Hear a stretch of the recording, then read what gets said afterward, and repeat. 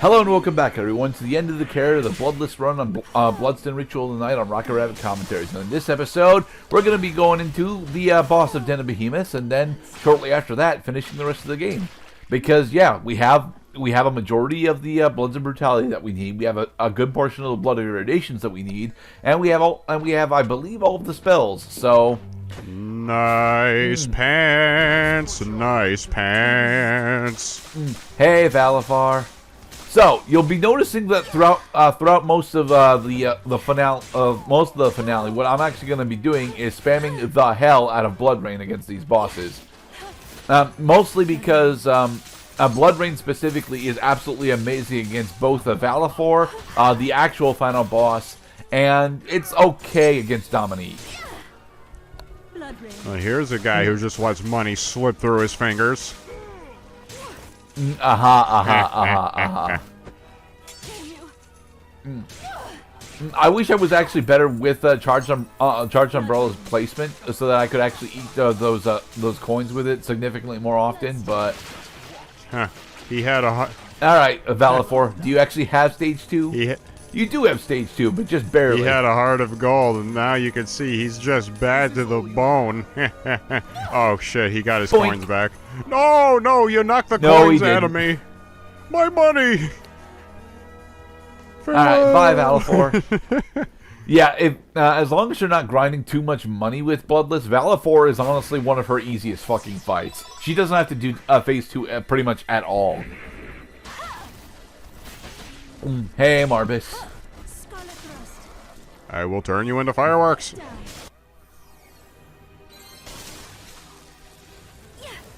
Ah! Oh! Eee! Nice dodge. Well, not dodge, parry. Nice dodge. They are different, I promise. Nice dodge. That was a dodge. 2 successful dodges in a row. Alright, and up. Well, I think we're just going up here to make sure that there isn't a blood directly on this platform, and then, yeah, as there is not a blood here, we will be advancing into Glacial Tomb shortly. I do like that Bloodless and Aurora have the ability to skip most of Den of Behemoths, but the whole reason why speaks to how bad the level design for Den of Behemoths honestly is, at least aesthetically. It's just a connection of giant runes. It's all it really is. And I know that Miriam specifically has a couple of problems getting through here if you don't bother to go pick up a high jump. Oh, those giant boars always take me by surprise. But, like, she's the only character that has any sort of problem navigating Den of Behemoths at all. Everyone else can skip through, and I do mean everyone else. Zangestsu can spam his own high jump because it doesn't cost anything for him to use it, and just, you know, skip through the entire thing. It is definitely noticeable Den of Behemoths is one of the spacier of the lairs that we've seen in the castle, and that's because it's not the den of tiny burrowers, it's the den of big, large, in charge, I need room to get around behemoths. Yeah, but even then, the only really large monsters that we see that are any difficult to move around are the Abyssal Guardians, and even they're not large enough to where we can't just avoid them. Like, how do they get out to get food? They don't. They just eat the giant toads that are around. Or they're trying to eat you, and they're hungry. They're trying to eat you, but they won't succeed because, you know, it's a boss that you've already fought and have likely perfected if you're playing with anyone other than Miriam. And even Miriam actually has a relatively easy way of perfecting Abyssal Guardian when she gets there. I'm not going to be perfecting her during the fight because that's the next big fight that I've got to do in the hard mode run. Yes, I am currently recording the hard mode run. This fight, I am struggling to know if I'm going to go do that fight. There is a fight in that room. I just don't know if I want to go do it. I'm not going to do it with Bloodless. I don't think that Bloodless actually has the ability to do that fight. But Miriam can do that fight. Do you want to see that fight, Mr. Yes. Brown? Oh, God. Because it's content. All right, fine. But that adds a bunch of hours onto that run, Cloud. I'll have you know. Well, do it for the glory aspect. People love watching people make feats of accomplishment in their video games. Some people do. A lot of people actually prefer to see extremely high skill content, and that is not something that I'm able to bring. You know, like how I had to look up guide videos in order to not only complete the latter end of the flashback tapes in Crash Bandicoot 4, but also finally get to see the flashback tapes that I would never get to see because they're too fucking hard to get. Let me think. Did you manage to get any of the flashback tapes in the food dimension or the snacks dimension? Yeah. Actually, I get all of the flashback tapes. In the only flashback tape in the game that I did not get was Cortex Castle, the very last one. That game, that level, I said no. I made it this far. I refuse to go any further. Okay. And it was refreshing to see that the people who commented on the videos, especially on the guides that I looked up, they said, so satisfying to watch somebody do this. Alright, here's our next boss. As you may be well aware, it's Gremory. Hi, Gremory. I found you.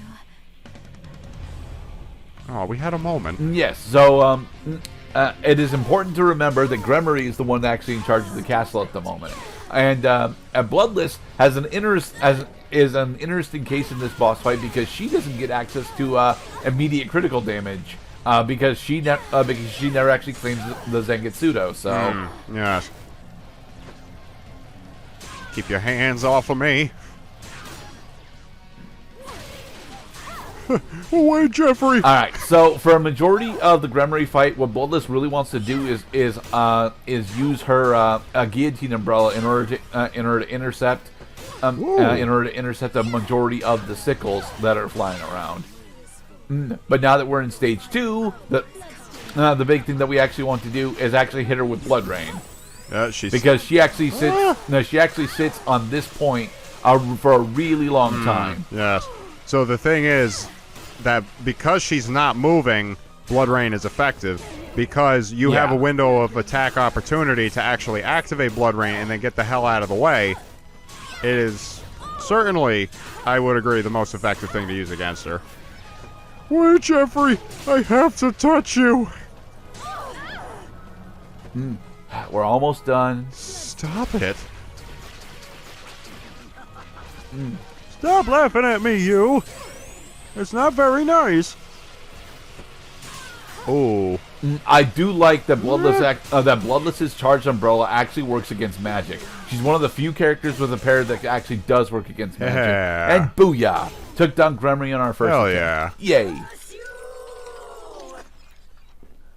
It's mine. All mine.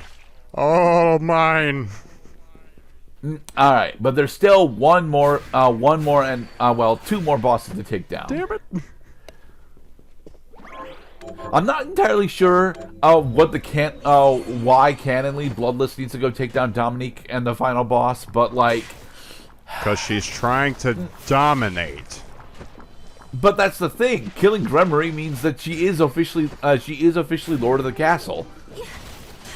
Well, yeah. Well, because I mean, now that Gremory is down, according to the in-game canon, like Dominique doesn't get any significant superpowers from her contract with Bale until after Miriam starts selling her demon shards. It's one plot hole that I will explore once we actually get into the hard mode run, because I never end up selling shards to Dominique. Alright, Dominique, let's go. I dislike this fight with literally every character. Dominique is honestly the second hardest fight in the game for me, regardless of who I'm playing with. So now we have a second interloper in this forcive takeover of the castle. Now that Gremory has been eliminated, now Dominique wants to take control. I can only guess so. Ack! The Battle of the Five Armies, except there are only two of them. Well, there's more than two of us. Just wait until she summons ghosts at us.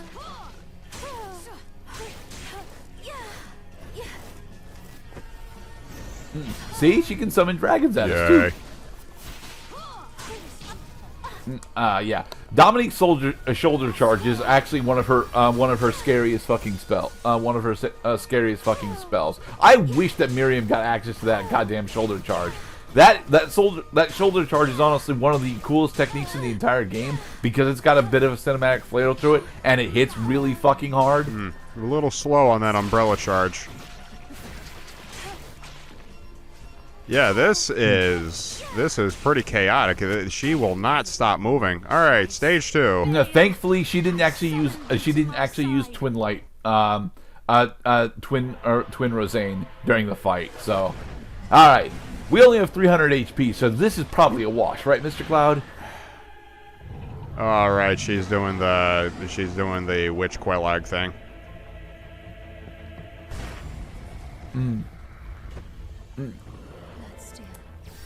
And then you get to see just how effective fucking Blood Rain is as a spell. Ahem. Do do do do do do do do. You keep. Yeah, Blood Rain and Guillotine Umbrella make it so that if the head that the Dominique is on is above or to your left, you effectively have infinite damage against it. It is kind of nuts. How effective these skills are against her. One of the more horrific versions of the Dr. Robotnik Sonic the Hedgehog final zone, where you had to figure out which of the gigantic pistons actually held Dr. Robotnik, so you can inflict damage on it. Except that wasn't honestly all that difficult. And yeah, Bale's down. Oh, yay! I don't think that Bale in Bloodless mode actually has 4,000 HP like it's supposed to have. I think he gets knocked down to 2,000 HP, at least on normal. But the thing is, it doesn't really matter how much HP he's got because Blood Rain just melts through him. It is nuts how many times Blood Rain hits Bale. I guess he should have brought an umbrella. He should have, which is why we brought one for him. Ha It's mine. Oh, mine. And so, Bloodless is now the ruler of the castle. Yay! We did it. As I've said plenty of times throughout the run, I think that Bloodless mode is honestly a perfect marriage between the Julius speedrun mode and the classic Igavania format. I think that the amount of power that you have throughout most of her run feels really nice. You're always increasing your level of power by a noticeable, if not necessarily a major amount. And the fact that a majority of your power-ups are additional spells is a really, really cool thing. Hunting all the blood candles for the stat bonuses is a bit of annoyance, especially if you go in without knowing where the Bloods of Brutality specifically are. But you only need a couple of Bloods of Irritation in order to take down Bale, so... Weird that the evil character gets one of the cozier credits themes. Yeah. Well, Bloodless isn't necessarily evil. She's just a force in the castle. And next time, we're going through Bloodless. Well, we're going through Bloodstained as Miriam in hard mode fresh. Be safe, everybody.